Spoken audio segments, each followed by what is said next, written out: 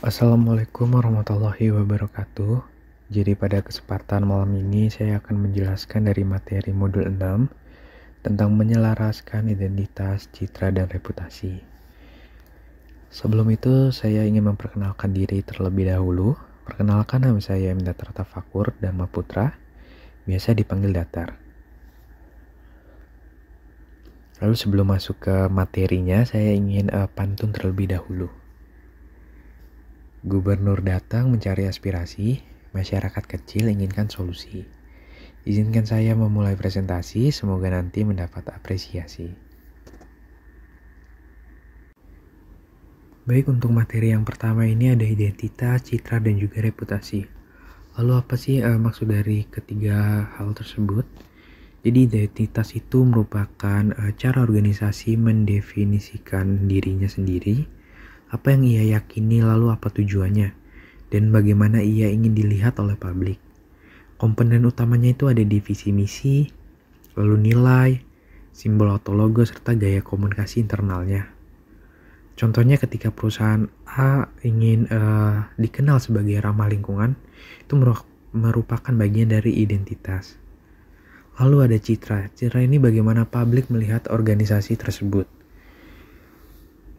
Jadi hasil dari apa yang orang lihat, dengar, dan alami tentang organisasi itu disebut dengan citra. Contohnya meski sebuah perusahaan bilang ramah lingkungan, jika produk yang mereka ciptakan atau hasilkan ini dampaknya tidak baik untuk lingkungan, publik bisa memandang mereka ini sebagai hanya omong kosong belaka. Jadi mereka ini akan mendapat citra negatif. Lalu yang selanjutnya ada reputasi. Hasil jangka panjang dari citra yang konsisten. Jadi reputasi ini merupakan penilaian jangka panjang yang terbentuk dari pengalaman berulang dan bukti nyata. Contohnya ketika sebuah merek yang terus memenuhi janjinya dari kualitas ataupun layanannya, lama-lama dipandang dapat dipercaya. Itulah yang dinamakan reputasi. Lalu untuk selanjutnya, mengapa ketiga hal ini saling menyelaraskan? Jadi menyelaraskan identitas, citra, dan reputasi ini berguna untuk tiga hal. Yang pertama, menutup gap antara janji dan pengalaman sehingga pelanggan tidak merasa kecewa. Lalu yang kedua adalah membangun kepercayaan dan loyalitas jangka panjang. Serta yang ketiga ini mengurangi resiko buruknya dampak ketika terjadi krisis.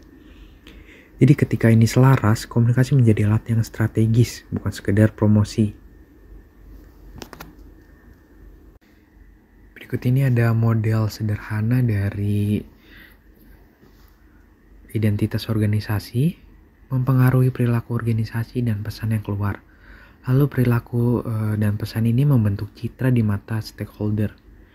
Dengan paparan berulang dan bukti konsisten, citra itu mengkristal menjadi reputasi. Jadi penguatnya ini ada di konsistensi pesan, kualitas layanan, bukti nyata, dan peran pemimpin.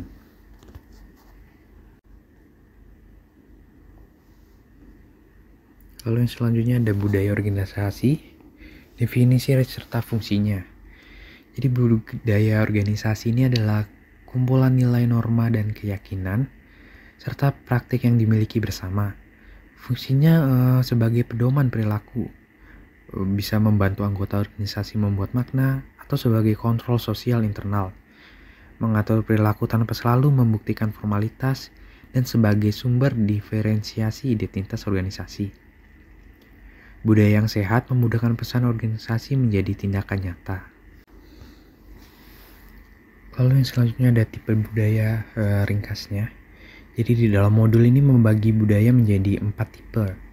Yang pertama ada adaptasi, menekankan inovasi dan respon cepat, lalu partisipatif, fokus pada keterlibatan karyawan, lalu yang ketiga adalah misi, berorientasi pada tujuan dan hasil, lalu yang keempat adalah konsisten, menekankan aturan dan kestabilan, tidak ada budaya yang sempurna, pembentukan budaya dan komunikasi internal.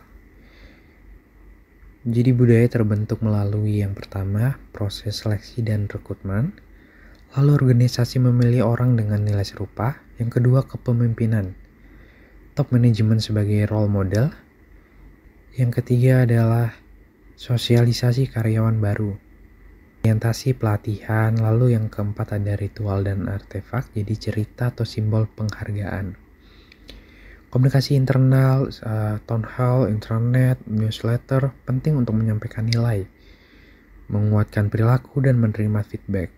Contoh praktiknya adalah ketika perusahaan yang rutin mengadakan town hall, memberi sinyal transparansi dan partisipasi. Elemen manajemen merek.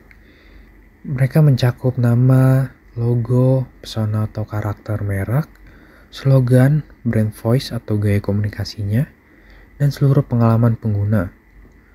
Pengolahan merek bertujuan membangun ekuitas merek, yaitu nilai yang dirasakan pelanggan.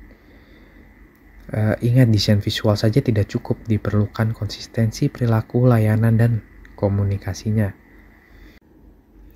Yang selanjutnya kita masuk ke dalam tahapan ekuitas merek. Ada 4 tahapan ekuitas yang umum. Yang pertama ini ada awareness, pelanggan mengenali merek. Lalu yang kedua ada preference, pelanggan memilih merek dibanding alternatif. Lalu yang ketiga ada insistence, pelanggan bersikukuh memilih merek tersebut. Lalu yang keempat ada satisfy, mereka konsisten memenuhi janji sehingga mempertahankan loyalitasnya. Strategi komunikasi dan pengalaman yang baik menaikkan pelanggan dari satu tahap ke tahap berikutnya. Contoh, pelanggan tahu Indomie, itu merupakan awareness, lalu lebih memilih rasa tertentu, itu merupakan preference, dan akhirnya hanya beli merek itu sudah masuk ke dalam insistence. Masuk ke dalam strategi segmentasi dan positioning. Strategi efektif dimulai dari segmentasi. Bagi pasar berdasarkan kebutuhan, perilaku demografi, pilih segmen yang paling sesuai dengan kompetisi organisasi, lalu rumuskan positioningnya. Pernyataan singkat yang menyatakan manfaat utama bagi segmen dan bukti pendukung. Yang selanjutnya ada EMC, Touchpoint, dan Mini Audit. EMC ini adalah Intelligence Marketing Communication, mencakup iklan, promosi penjualan, lalu PR, penjualan pribadi, digital marketing, dan event.